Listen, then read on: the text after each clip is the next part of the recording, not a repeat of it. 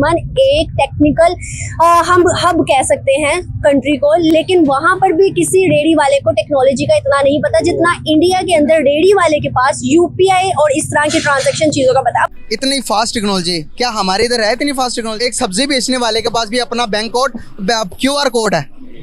ये पता कौन सी कंट्री है? नहीं। आप बता सकते हैं कौन सी कंट्री है? बेल्जियम। नहीं, ये इंडिया है। बॉम्बे में मोची के पास QR कोड था, ठीक है, पान वाले के पास QR कोड था, आपको कैश की ज़रूरत नहीं है, आप स्कैन। कचौरी बंद लोग खा रहे थे वहाँ, मैं देख रहा हूँ यार कचौरी सब खा रहे हैं और खा के जा रहे हैं, पैसे कोई नहीं दे रहा। ये जर्मनी से आए, ये हैरान है। जर्मनी के अंदर भी ये वाली टेक्नोलॉजी नहीं है कि QR कोड के जरिए आप पेमेंट करो। ये भाई इंडिया है। वही भाई इंडिया का ना, इंडिया है। हाँ जी।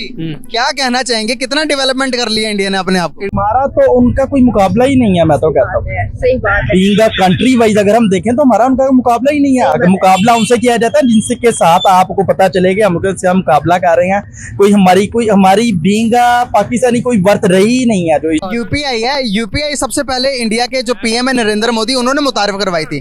और आज यूपीआई को आपको पता 18 से ज्यादा मुल्कों ने अडॉप्ट कर लिया। अमेरिका ने कहा कि भाई ये जो उनसे आपके पास टेक्नोलॉजी है, ये हमें भी मुतारिफ करवाओ। बिल्कुल, पाकिस्तान नहीं कर सकता है यार, आप बेहतर समझते इस चीज को।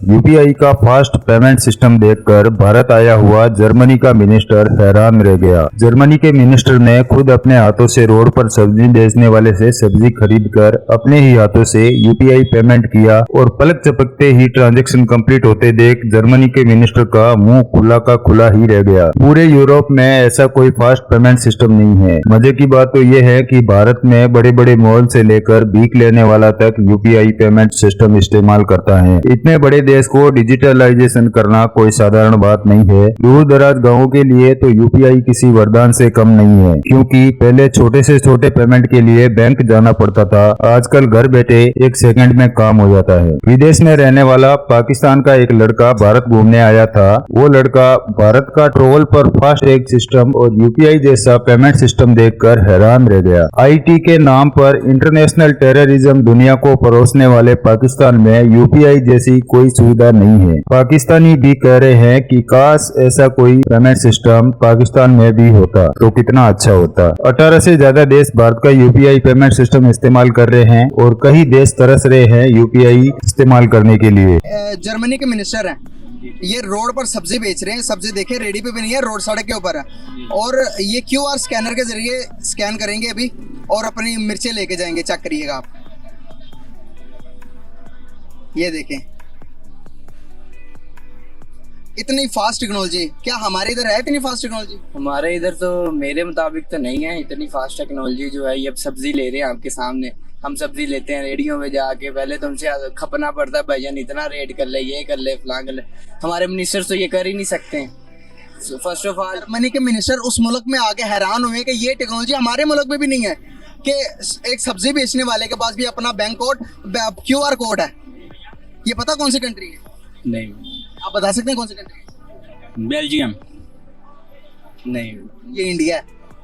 वही मैंने आपको बताया कि इंडिया जो है ना वो हमारे से भी बहुत आगे।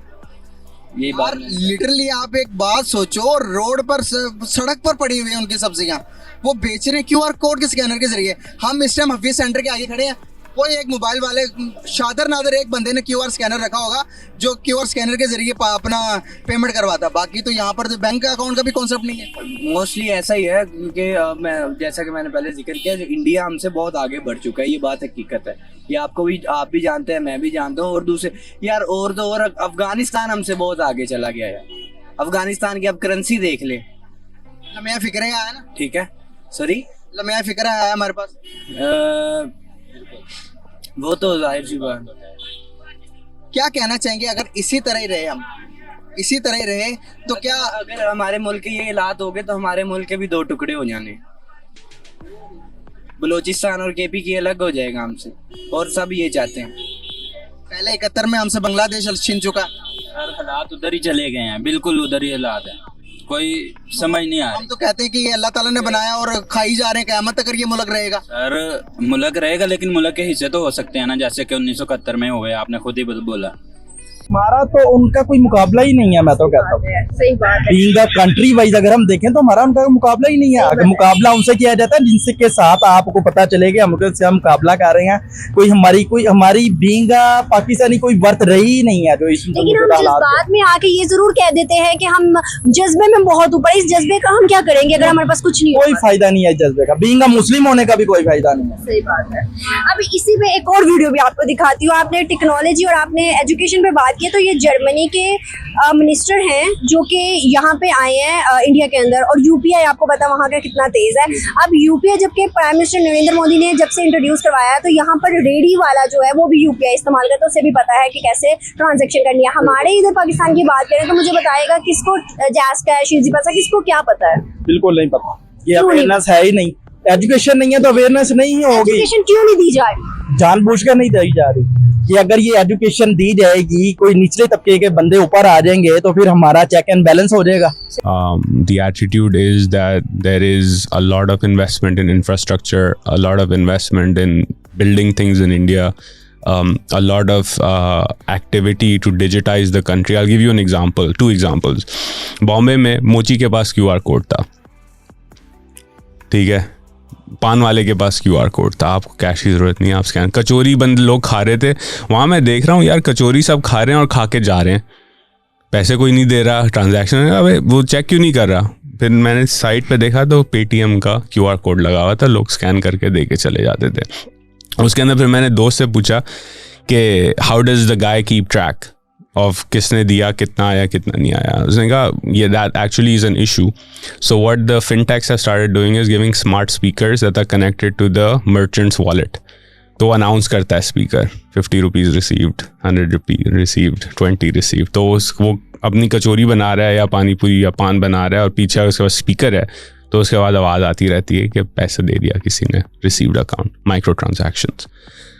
दूसरा बेसिक चीज ऐसा लग रहा है कि पता नहीं को फ्यूचर में चले गए आप पाकिस्तान से इंडिया, मतलब it was transformational, right. UPI है, यूपीआई सबसे पहले इंडिया के जो पीएम है नरेंद्र मोदी, उन्होंने मुतारिफ करवाई थी, और आज यूपीआई को आपको पता 18 से ज्यादा मुल्कों ने अडॉप्ट कर लिया है। अमेरिका ने कहा कि भाई ये जो उनसे आपके पास टेक्नोलॉजी है, ये हमें भी मुतारिफ करवाओ। बिल्कुल, पाकिस्तान नहीं कर सकता है यार, आप बेहतर समझते इस चीज को।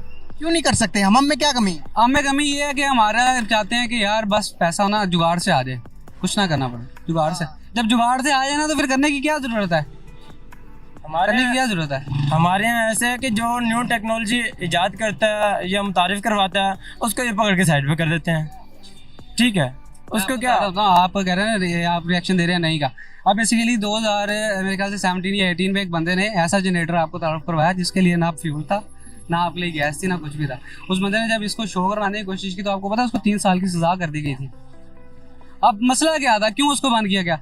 टैक्सेस नहीं आने थे, बिजली खर्च नहीं होनी थी कुछ में। इवन के ऐसे मुल्क भी हैं जहाँ पे ये चीज़ यूज़ हो रही है,